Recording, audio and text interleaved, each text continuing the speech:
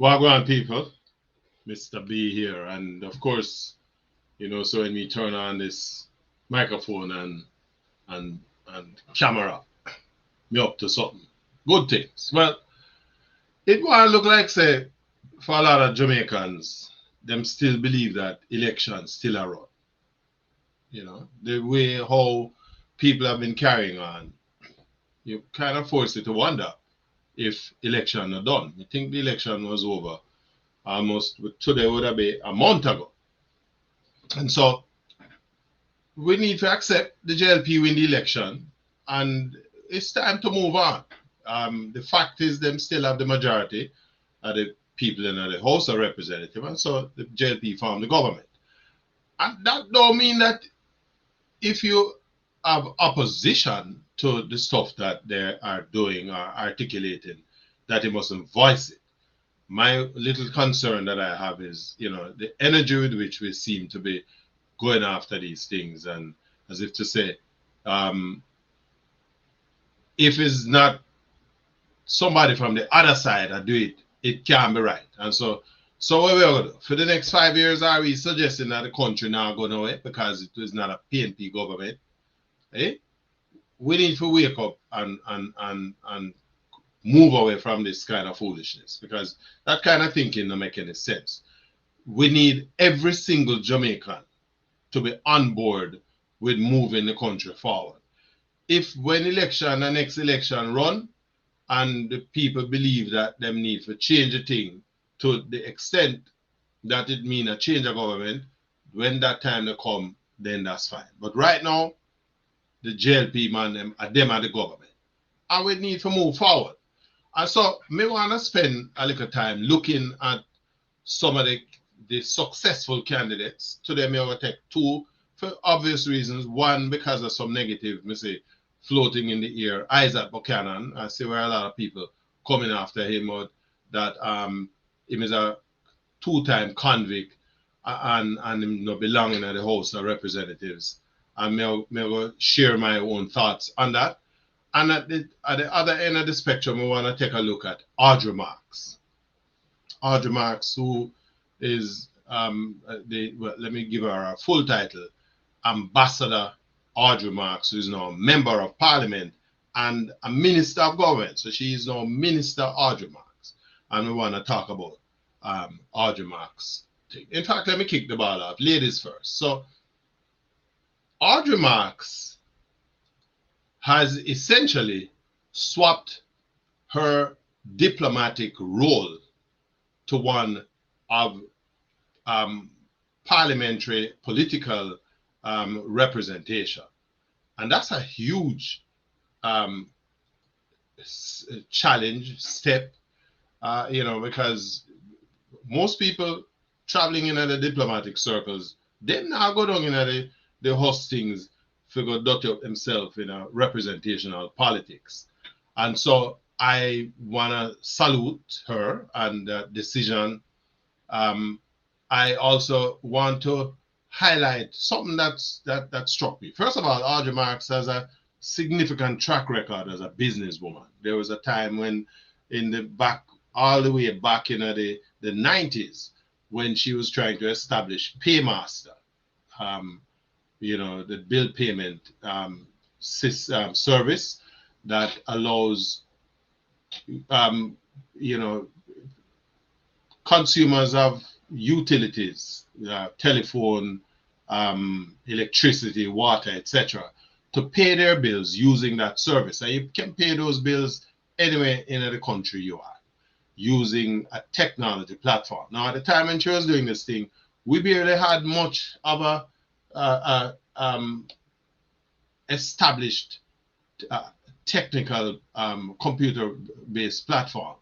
But she decided to challenge the system and basically used what was there as a tech platform to establish Paymaster. And having successfully established one store, she basically rolled out the Paymaster system right across the island, changed the way how Jamaicans paid bills.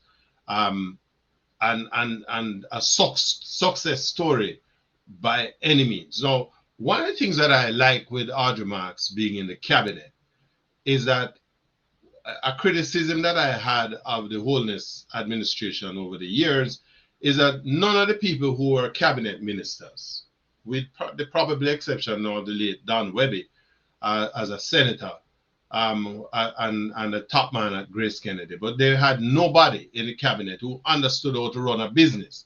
And so I believe that it is one of the gifts that the electoral her electoral success has given her is the opportunity to parlay her skills as a businesswoman and to share that with the rest of Jamaica. I liked how she kicked off her ministerial campaign in this new round of the JLP administration, where she outlined what are her distinct roles as a member of parliament, where her focus, she indicated to the public, to people of Northeast Manchester, that there's an office there that is fully staffed, that operates from 8 to 4 o'clock 5 days a week, and that on a Monday she does our cabinet thing. She as a cabinet minister, she is in the cabinet, and then the rest of the week she is dealing with her portfolio responsibilities, and on a Friday she has dedicated that to her constituency. And people who want to have one-on-one, use the office, set up appointments, etc. And why am I highlighting this? Because it represents a breath of fresh air for me as a political representative and a representative of the people. The fact is that you have a responsibility to your constituents, and what she's showing is that here is the roadmap that we're going to use to get this done. And then on top of that, I saw where she was articulating to her constituency. She recognized that while she was campaigning, she said that a lot of the kids in our community was only going to school for 3 days a week. Most of them had poor nutrition, and for different reasons, they weren't attending school. So she has basically met with her constituents, and she has outlined a policy that looks at the school system, ensuring that kids go to school 5 days a week with a nutrition program. She has met with the Minister of Education, not a youngster, Dr. Dana Morrison. I can't remember her last name, but anyway, and so they are putting together this program that the success of it will allow the kids to have access to a cooked meal, cooked breakfast, cooked lunch. The program will cover them with school books, tuition for students in public schools, and up to kids up to the age of 18 years of age, right? They're using the rural school bus program, and much has been made in terms of that, and so on. But the reality is that here is an MP that is articulating a program for her constituency, where she's bringing all of the constituents into play. So she's saying,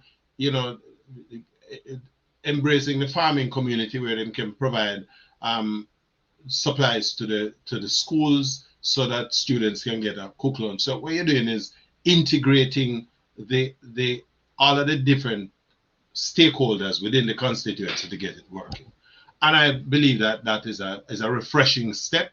And I would hope that if the success of it, if I expect it to be successful, my experience with Ambassador or Minister Marks is that she does what she says. And so, again, election done. We have to now move forward.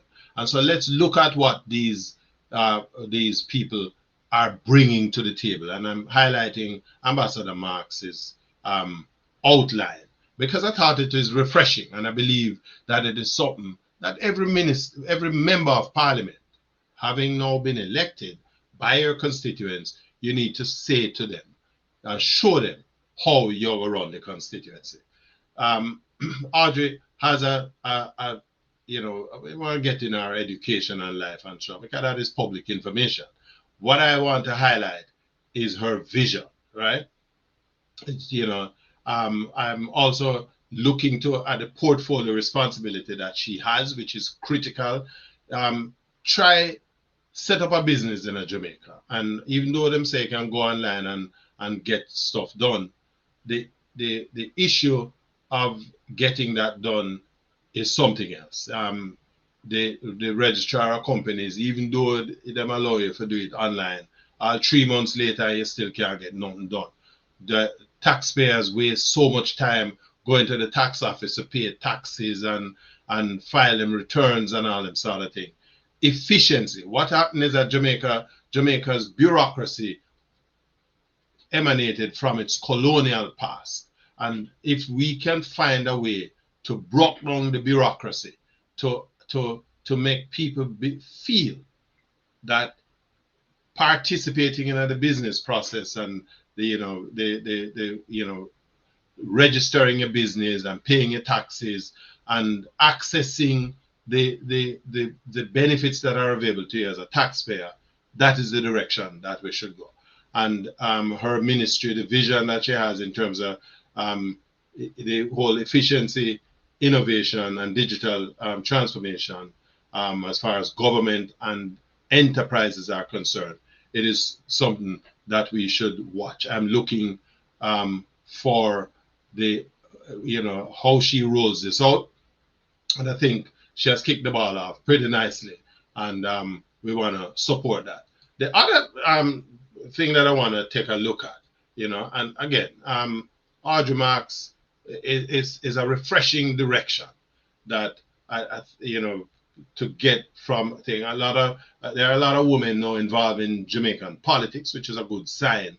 And I'm singling out Audrey because of the shift that she has made, moving from one side of the ledger, where she was, as an ambassador,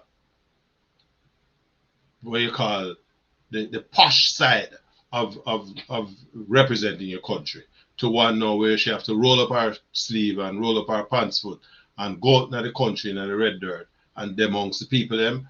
That is transformation. That's personal career transformation, and an individual that we need to pay attention to, because guess what? Her success is not only the success of the constituents in a northeast Manchester, but is a success of all of us as Jamaicans. Because if this program that she's looking at from our constituency standpoint works, it allows that to be templated, and all of the 63 constituencies in the country can benefit from that. So I'm going to do another video on Buchanan, because I don't want this video too long. But if you like the video, hit the like button, and if you haven't done so yet, subscribe to the channel, because we're going to do this throughout the period. We're going to take a look at each of these member of parliaments as best as possible, and we're going to look at what they bring to the table and what our expectations are, because transparency we are dealing with. Remember, I want Jamaica, and that is how I look at it. So subscribe to the channel and make we grow and learn. Big respect.